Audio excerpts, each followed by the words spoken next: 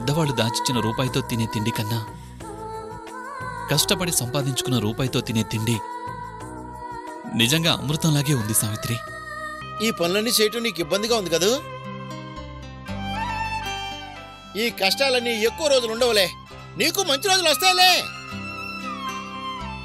ఏవండి, మేం చూసేది ఈ 3 పూలు కాదండి. రోజంతా కష్టపడి ఇంటికి ఎప్పుడు వెళ్దామా అని అలసిపోయి వస్తూ కూడా మమ్మల్ని మర్చిపోని ఈ ప్రేమని.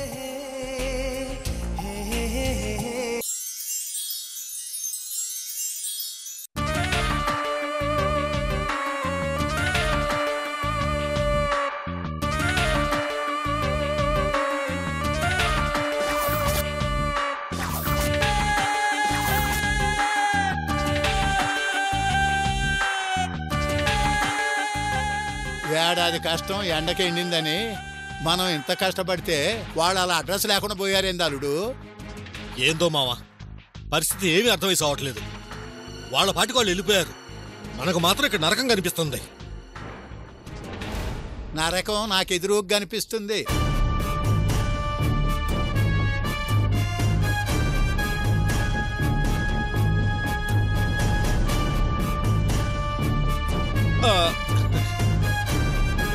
మా అన్నయ్య గురించి ఇంతవరకు ఏమీ తెలియలేదు.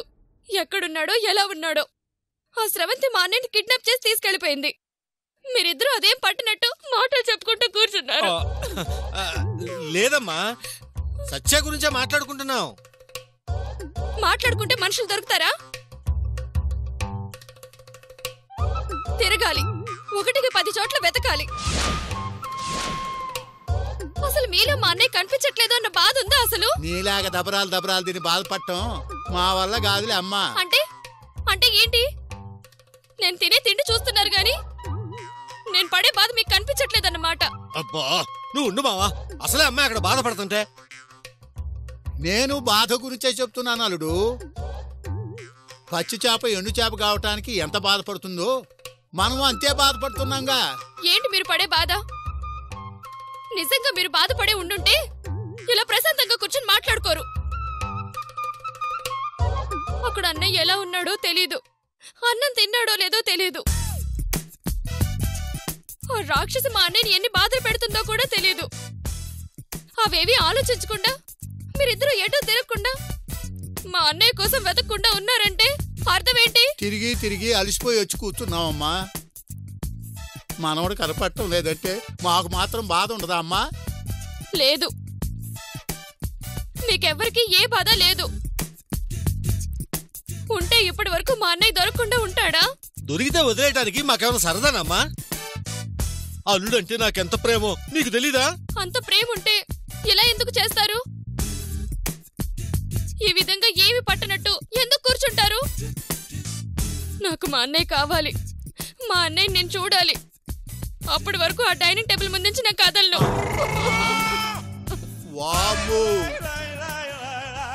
దీనికోలేంది మావా? నోరు తెరిస్తే చాలు కూర్చున్నారు అంటది. వీళ్ళన్న కోసం మనం రన్నింగ్ చేయాలా ఏంది? మళ్ళీ డైనింగ్ టేబుల్ దగ్గరికి వెళ్ళింది మావా.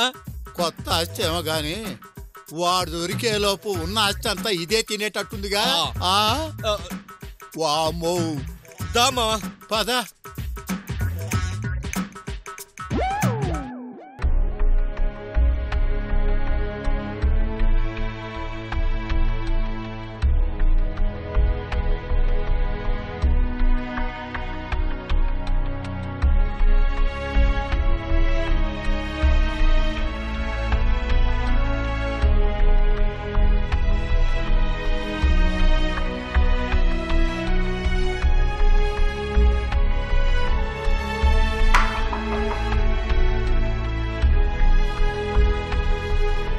నా మాట వినమ్మా.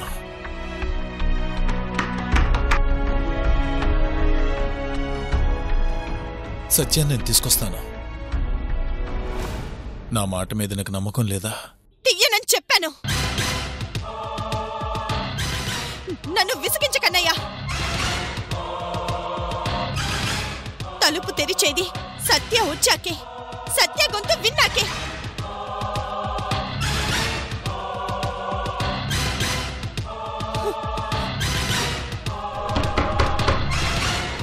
మన వాళ్ళు సత్య గురించి వెతుకుతున్నారమ్మా.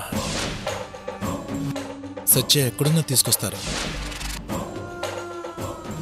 నేను సత్యాన్ని ముందుంచుతాను. బయటికి రామ్మా. నేను రాను.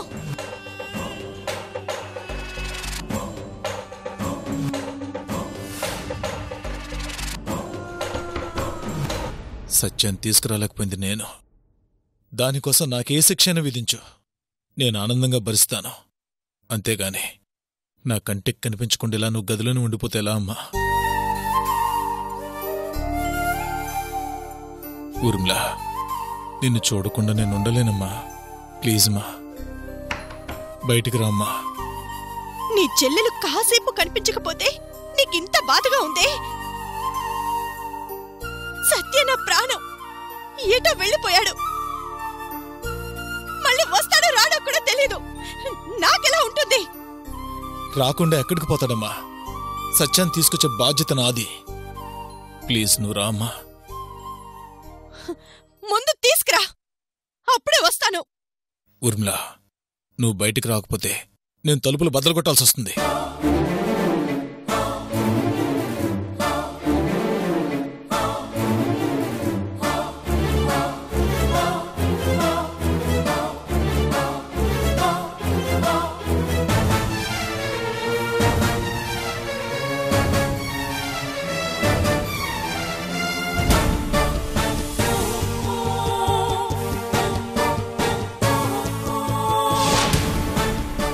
ఊర్మిళ, మాట్లాడవేంటమ్మా?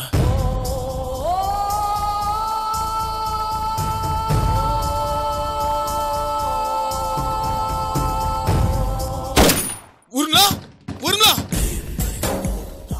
ఏమైందమ్మా? ఊర్మిళ, ఊర్మిళ, ఊర్మిళ, ఊర్మిళ, ఊర్మిళ,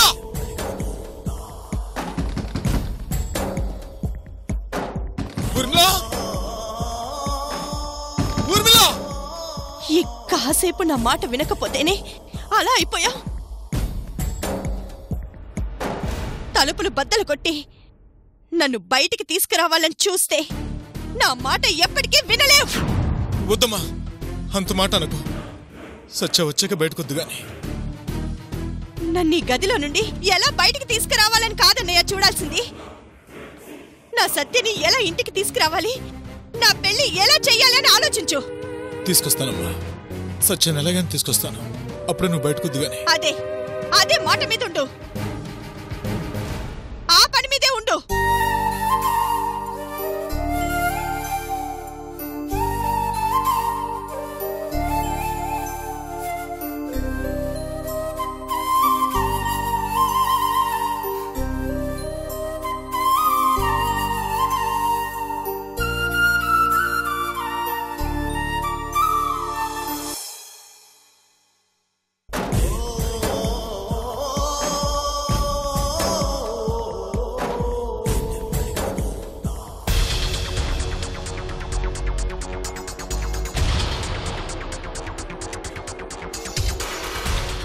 వెనకాడతావింది మాత.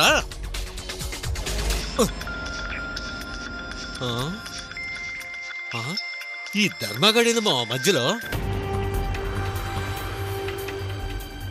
ఇక్కడ మా అన్నయ్యడని ఇది వాయిస్తుంది, అక్కడ నా చెల్లిన మొగుడని వాడు వాయిస్తున్నాడు. సుత్తికి సువకు మధ్య నలిగినట్టు నలిగిపోతున్నావు అల్లుడు. అటు చూస్తే నీ కోళ్ళు, ఇటు చూస్తే వీడు.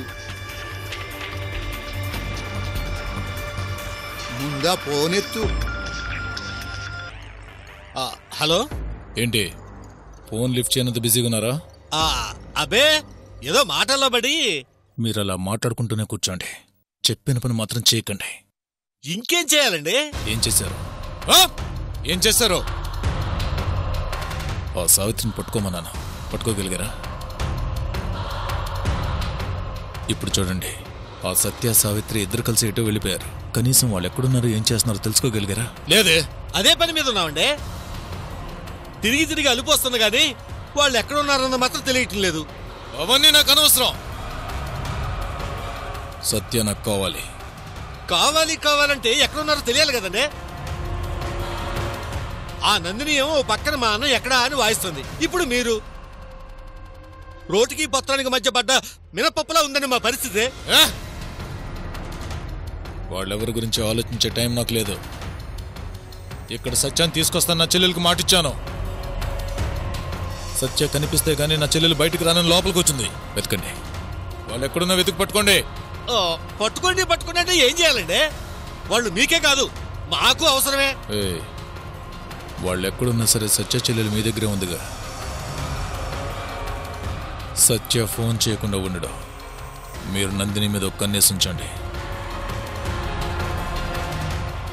ఏదో టైంలో సత్య తప్పకుండా ఫోన్ చేస్తాడు. ఆ ఫోన్ గనుక మీరు ట్రేస్ చేయగలిగితే ప్రపంచంలో వాళ్ళు ఎక్కడున్నా సరే మనం పట్టుకోవచ్చు. ఫోన్ కాల్స్ గురించి మీరు చూసుకోండి. వాళ్ళని ఇక్కడికి ఎలా రప్పించాలో నేను చూసుకుంటాను.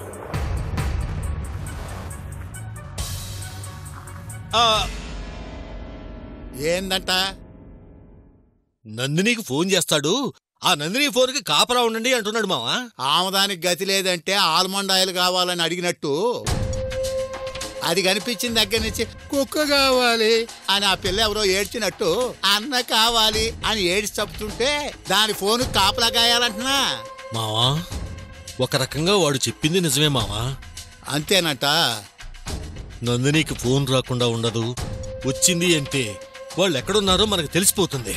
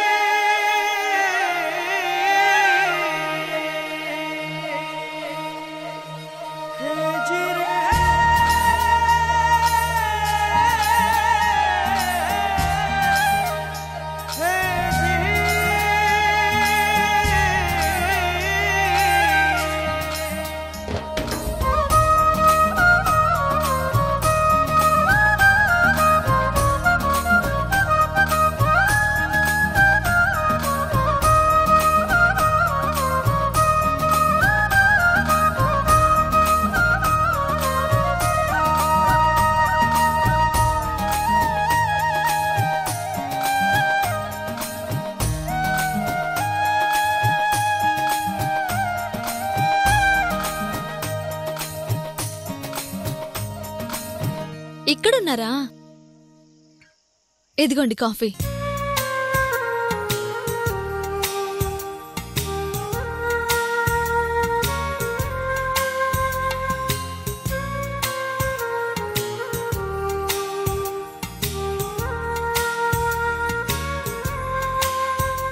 ఈ కొత్త జీవితం ఎలా ఉంది సావిత్రి? చాలా బాగుందండి. ఆస్తులు అంతస్తులకి దూరంగా అభిమానానికి ప్రేమకి దగ్గరగా వచ్చాం. ఉన్నవాళ్ల ఇళ్లలో ఆస్తులు దాచుకుంటారు, లేని వాళ్ల గుడిసెల్లో ప్రేమని పంచుకుంటారనేది నిజం సావిత్రి. అవునండి, అంత ఆస్తి ఉండి ఏ రోజైనా ప్రశాంతంగా ఉన్నామా? మనల్ని మనం కాపాడుకోవడానికి క్షణక్షణం భయపడుతూ బతికాం. ఇంకా భయం లేదు సావిత్రి. ఆ దుర్మార్గులకి దూరంగా వచ్చేశాంగా. ఇల్లు చిన్నదే అయినా ఇక్కడ ఇష్టంగా బ్రతికే స్వేచ్ఛ ఉంది. మనిద్దరి మధ్య కావాల్సినంత ప్రేమ ఉంది. ఇలాగే ఉండిపోదామండి, ఇక్కడే ఉండిపోదాం. అలాగే సావిత్రి. ఇటువైపు మన ప్రయాణం ఒక మంచి మనిషి పరిచయంతో మొదలైంది. ఇకంతా మనకి మంచి జరుగుతుంది. అవునండి, నాకు ఆ నమ్మకం వచ్చింది. సరే, నేను కేఫ్కి వెళ్ళే టైం అయింది, పద. ఉండండి, వేణీళ్ళు పెడతాను. వద్దులే సావిత్రి, చన్నీళ్లతో చేస్తాను.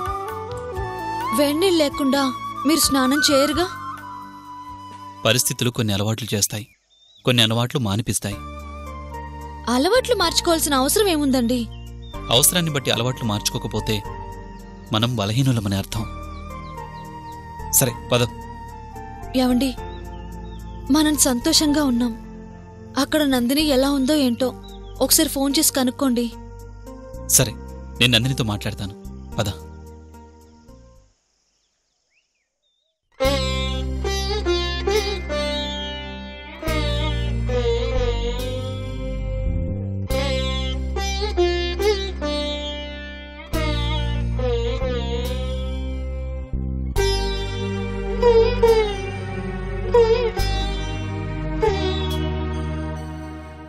వాళ్ళు ఎక్కడున్నారో ఏంటో.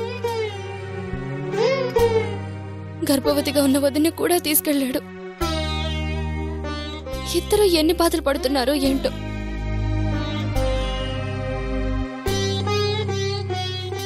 అయినా అన్నయ్య వాళ్ళు ఇంతవరకు ఫోన్ కూడా చేయలేదేంటి?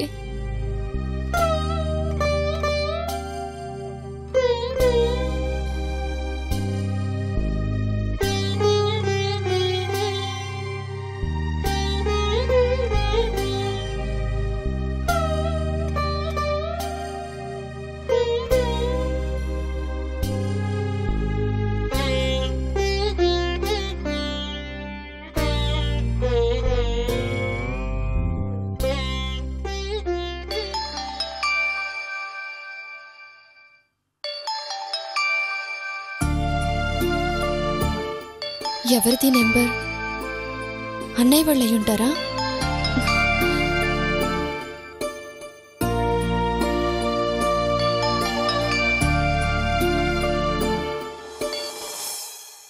హలో అమ్మా నందిని,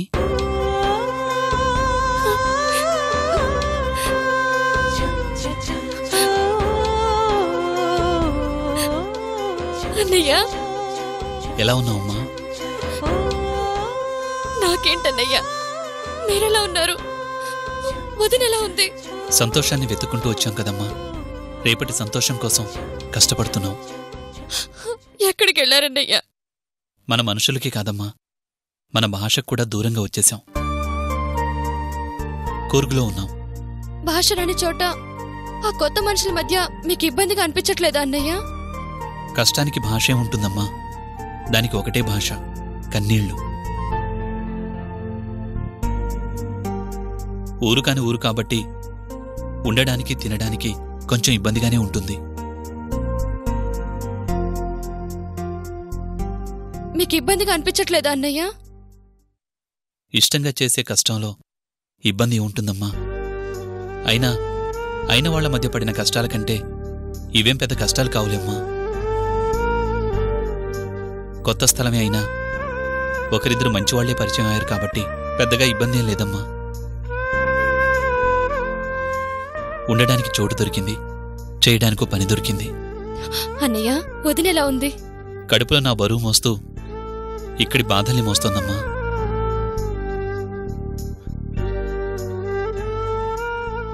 కాని నా సంపాదనే నా బిడ్డ ఆకలి తీర్చేంతగా లేదమ్మా. అదే బాధగా ఉంది.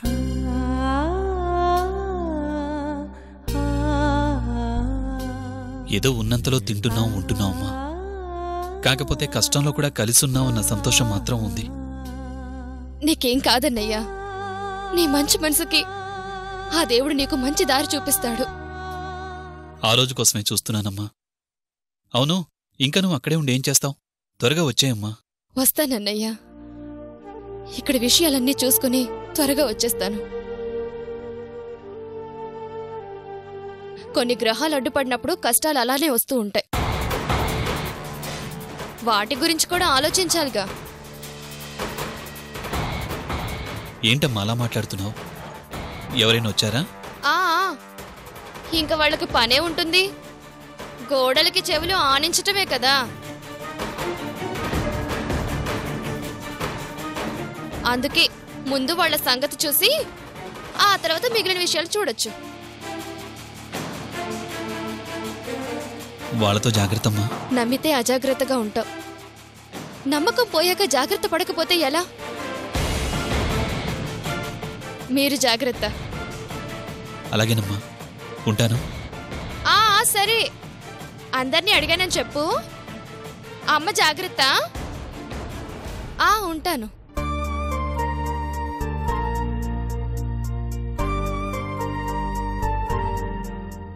అమ్మా నందిని, ఎవరమ్మా ఫోన్లో? నా ఫ్రెండ్ మావయ్య. గ్రహాలు కష్టాలు గోడకి చెవులు అంటున్నావు. ఎవరి గురించో? దానికి నాలాంటి కష్టాలే తాతయ్య. వాళ్ళ అన్నయ్యని ఎవరో తీసుకుపోయారంట. మీలాగే వాళ్ళు కూడా పట్టించుకోవట్లేదు. దాని గురించే మాట్లాడుకుంటున్నాం. మేం పట్టించుకోబోవటం ఏందమ్మా? సత్య గురించి నువ్వు తింటూ బాధపడుతుంటే మేము తినకుండా బాధపడుతున్నాం. ఏది మాటలు చెప్తున్నారు కానీ అన్నయ్యని మాత్రం తీసుకురావడం లేదు. మా అన్నయ్య ఎలా ఉన్నాడో, ఆ స్రవంతి మా అన్నయ్యని ఏం చేస్తుందో. వద్దమ్మా, ఏడుస్తూ సుప్రభాతం మొదలు పెట్టొద్దు. సత్యాన్ని వెతికి తీసుకొచ్చే బాధ్యత మాది, సరేనా? వెళ్ళమ్మా వెళ్ళు, డైనింగ్ టేబుల్ మీద కూర్చొని తింటూ బాధపడు. వెళ్ళమ్మా వెళ్ళమ్మా.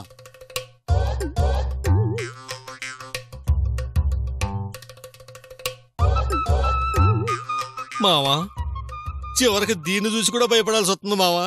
కాలం కలిసి వస్తే కలబంద చెట్టు కూడా కల్పవృక్షం అయిందని. దాని పని అట్టా ఉంది అల్లుడు. ఆణ్ణి ఇప్పుడు ఏమన్నా అన్నాం అనుకో, ఇది కూడా ఎగిరిపోద్ది అల్లుడు. అమ్మో, ఇది పోతే అట మావా? ఇది ఉంటేనే వాడు బయటకు వచ్చేది. సాంగ్యానికి పోతే సవరం లేదని అడిగిందని సర్దుకుపోదాం. ఏం చేస్తాం? అంతేగా మావా, పద పోదాం.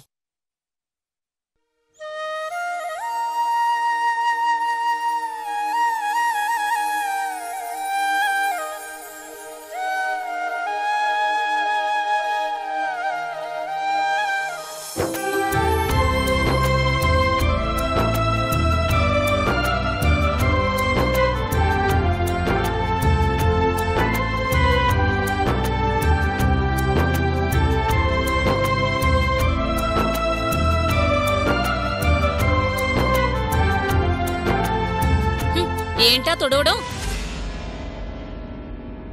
సరిగ్గా తుడు. ఇలా పని చేతకాని వాళ్ళందరినీ తీసుకొచ్చి పెడతాడు. తయారు వాడు కదా, కొత్త కదమ్మా, చేస్తాడులే. ఏంటి చేసేది? వాడి మొహం చూడు, పని చేసే మొహంలో ఉందా?